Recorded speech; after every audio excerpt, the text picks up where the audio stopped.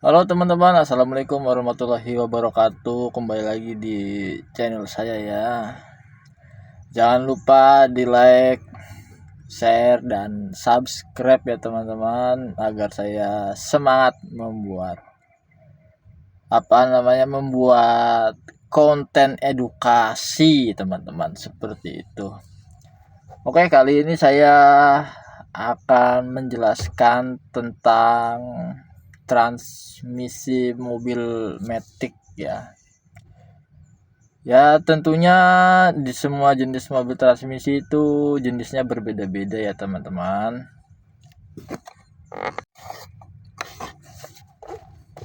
Di beberapa transmisi mobil itu terdapat perbedaannya teman-teman. Ada transmisi otomatis konvensional atau AT ya kan. Terus ada transmisi CVT, terus ada transmisi DCT, ada transmisi AET ya teman-teman, seperti itu. Jadi jenis mobil itu ada beberapa variasi transmisi ya, jadi tidak sama semuanya ya teman-teman. Baik teman-teman, ini saya berada di mobil Matic Innova Reborn tipe V ya, tipe V ya. Ini dengan menggunakan transmisi automatic ya teman-teman. Jadi seperti ini saya bilang kayak apa ya, kayak anak tangga mungkin ya. Tuh, jadinya kesini lah kayak gitu ya. Ini jenis transmisi automatic. Nanti kalau transmisi AMT juga beda. Terus CVT juga beda tentunya ya teman-teman. Nah, ini yang saya pakai automatic transmisi. Cara menggunakannya seperti ini ya. Kalau jika teman-teman ingin berpindah posisi ke R, N, D, S, itu dari P harus diinjak rem terlebih dahulu ya teman-teman. Sebentar saya nyalakan dulu ya. Nah, ini sudah nyala. Nah, jika teman-teman ingin berpindah transmisi dari P ke R, N, lalu ke D ya, ini harus diinjak dulu remnya. Seperti ini ya. Ini baru bisa berpindah tuh. Set. Nah, seperti itu ya teman-teman. Jika tidak diinjak gimana Mas? Jika tidak diinjak tidak bisa. Tuh, tidak bisa ya. Dia mengunci. Nah, ini ngunci ya. Tuh, ngunci. Tidak bisa digerakin sama sekali, seperti itu ya teman-teman. Jadi jika ingin dijalankan harus diinjak rem dulu. Nah, injak rem baru bisa. Gitu ya teman-teman. Dan di sini handremnya masih pakai otot ya, kalau saya bilang masih pakai otot di sini ya. Nah, ini untuk switch membuka handrem. Nah, cara menggunakannya tinggal ditarik saja. Set. Nah, kalau mau membuka handrem dipencet tombol ini, ditarik dulu ya sedikit, lalu pencet set. Nah, turunkan seperti itu ya. Kalau dinaikin nggak usah dipencet ininya ya, nggak usah dipencet. Kalau gini salah ya, harusnya yang benar adalah seperti ini ya, set. Nah, jika menurunkan ini dipencet, angkat dulu sedikit, set, pencet set. Nah, seperti itu ya. Ini biasanya kalau kapas remnya masih normal, bunyi kleknya itu sampai 5 kali ya teman-teman. Coba ya kita dengarkan ya. 2, 3, 4, 5. Nah, segini juga udah cukup nih harusnya kalau masih normal. 5, 3 sampai 5 lah kalau masih normal. Kalau lebih masih bunyi kayak gini, masih lebih, terus itu harus dibawa ke bengkel ya, kita cek kampas remnya ya. Dan teman-teman juga jangan sampai terlalu mentok ya kalau ngangkat rem tangan, karena nanti susah jika ingin mengaktifkannya atau melepaskan rem tangannya. Karena apa? Ini harus diangkat sedikit. Nah, harus diangkat sedikit untuk membuka rem tangan, menguncinya ya. Gitu teman-teman. Nah, untuk cara penggunaannya sebelum teman-teman berjalan ya. Ini kan posisinya P, harus dinetralkan ya. Nah, sebelum jalan harus nginjak rem, set, injak rem. Nah, langsung tarik ke belakang, pelan-pelan aja ya, jangan cepat-cepat. Lalu angkat rem tangan, turunkan, set. Nah, posisi sudah D dan ini bisa dijalankan. Nah, seperti itu ya teman-teman. Kalau ingin mundur sama seperti tadi ya, kita balikan saja ke posisi R, receiver. Nah, R, set. Nah, sudah. Jika ingin parkir usahakan netral dulu. Semua mobil matic diusahakan netral dulu ya teman-teman. Habis netral, angkat rem tangan, langsung posisikan ke P. P itu parkir. Nah, agar apa? Agar transmisinya tidak cepat rusak ya teman-teman. Karena jika langsung parkir terus teman-teman langsung ke posisi P, itu transmisinya yang menahan beban ya teman-teman. Nanti transmisinya mobil teman-teman akan cepat rusak seperti itu ya teman-teman. Jadi diusahakan jika mau parkir atau macet itu usahakan teman-teman ke N dulu, tarik tangan, handrem tangan, lalu posisikan tuas ke posisi parkir, itu lebih aman seperti itu. Dan juga gejala lainnya kalau langsung ke P ya, nanti pas jalan ini biasanya ke D-nya itu bunyi kasar, bunyinya biasanya tak gitu, kayak gentak seperti itu ya teman-teman. Jadi yang lebih aman sebelum diparkir kita N netral dulu, baru tarik rem tangan, tetap diinjek rem, lalu kemudian posisikan tuas ke parkir seperti itu ya teman-teman.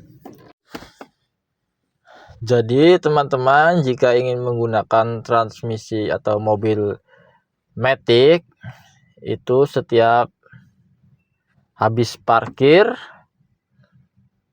atau dari N mau ke D atau dari N mau ke R itu tetap menginjak pedal rem ya teman-teman, agar bisa berpindah tuasnya. Jika sudah jalan tidak usah di otak-atik ininya ya, transmisinya, kecuali posisinya macet. Kalau posisi macet baru kita pindahkan yang ini ya teman-teman, seperti itu. Nah, misalnya misalnya ya, posisi jalan ya. Nah, posisikan misalnya lagi jalan nih, macet. Nah, otomatis teman-teman kan injak rem, lalu posisikan netral. Nah, ini macet nih, netral ya kan. Nah, teman-teman lalu ingin parkir. Nah, parkir teman-teman pencet rem lagi injek pedal rem, terus posisikan netral, lalu angkat handrem tangan. Nah, lalu udah diangkat rem tangan, tetap injak pedal rem ya teman-teman, lalu posisikan ke P. Nah, seperti itu ya, tetap diinjak pedal remnya ya. Nah, lalu ini fungsinya untuk apa, untuk menetralkan tuas perselening ya. Kok bisa mas? Ya bisa jika teman-teman mobilnya parkirnya paralel ya.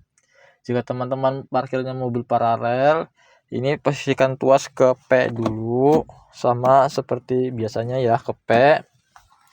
Lalu teman-teman ambil kunci. Nah, ini kuncinya seperti ini ya, kunci kontak ya, kunci kontak. Lalu masukkan ke sini, masukkan sambil diinjak pedal rem.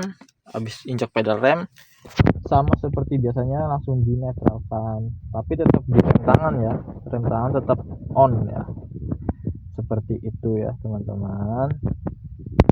Nah, untuk P ini parkir, R receiver apalah, mundur pokoknya, saya nggak tahu bahasa Inggris. Maklum ya teman-teman.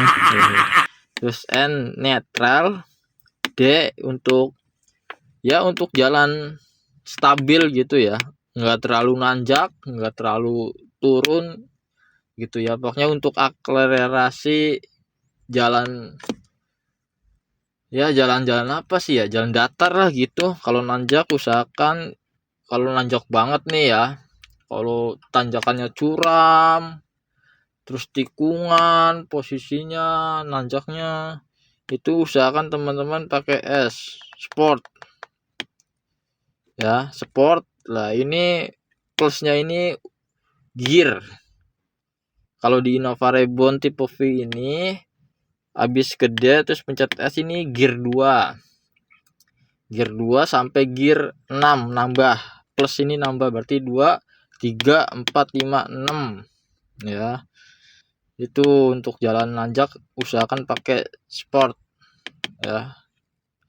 Lah untuk minnya ini ya mengurangi gigi transmisi. Jadinya dari 6 misal ya, dari 6. 6 5 4 3 2 1, misalnya tanjakannya curam nih, pakailah gigi berapa gitu, gigi 3 apa gigi 2, nah apa transmisi 1 gitu.